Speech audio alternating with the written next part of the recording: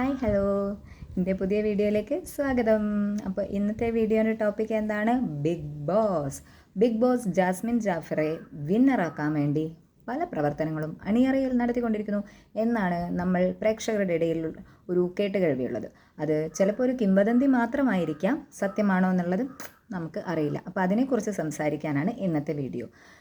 ഒരു കാര്യം പറയാതിരിക്കാൻ വയ്യ, ജാസ്മിൻ വളരെ ശക്തയായ ഒരു മത്സരാർത്ഥി തന്നെയാണ്. ബിഗ് ബോസ് സീസൺ 6ൻ്റെ ടോപ്പ് 5-ൽ ചിലപ്പോൾ വിന്നറാവാൻ വരെ സാധ്യതയുള്ള ഒരു മത്സരാർത്ഥിയാണ് ജാസ്മിൻ ജാഫർ. പക്ഷേ ജാസ്മിൻ ജാഫർ ഗബ്രി കോംബോ വന്നതിന് ശേഷം, ആ ലവ് ട്രാക്ക് കൊണ്ടുവന്നതിന് ശേഷം അവർ ഗെയിമിൽ മുന്നോട്ടേക്ക് പോകുമെന്നാണ് വിചാരിച്ചിരിക്കുന്നത്. പക്ഷേ അത് വളരെയധികം നെഗറ്റീവാണ് ഉണ്ടാക്കിയത്. ഗബ്രി ഈ ഷോയിൽ നിന്ന് പുറത്തു പോകാൻ വരെ കാരണം ജാസ്മിൻ ഗബ്രിയുള്ള കോംബോ എന്ന് വരെ ആളുകൾക്ക് മനസ്സിലായിട്ടുണ്ട്. പക്ഷേ ഈ ഗബ്രി പുറത്തു പോയതിന് ശേഷം ജാസ്മിൻ എന്ന മത്സരാർത്ഥി വളരെ ഡൗൺ ആയതായിട്ട് നമ്മൾ കണ്ടിട്ടുണ്ട്.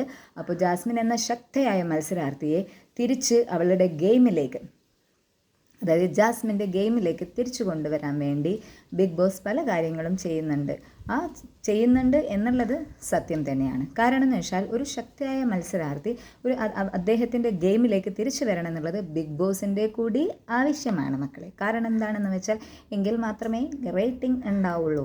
കാരണം ഈ സീസണിലെ ഏറ്റവും അട്രാക്റ്റഡ് ആയിട്ടുള്ള, ഏറ്റവും ആകർഷകയായിട്ടുള്ള ഒരു മത്സരാർത്ഥി, ആകർഷക എന്ന് പറഞ്ഞാൽ സൗന്ദര്യമല്ല കേട്ടോ, ജാസ്മിൻ്റെ ഗെയിം എന്ന് വെച്ചാൽ വളരെ സൂപ്പറാണ്.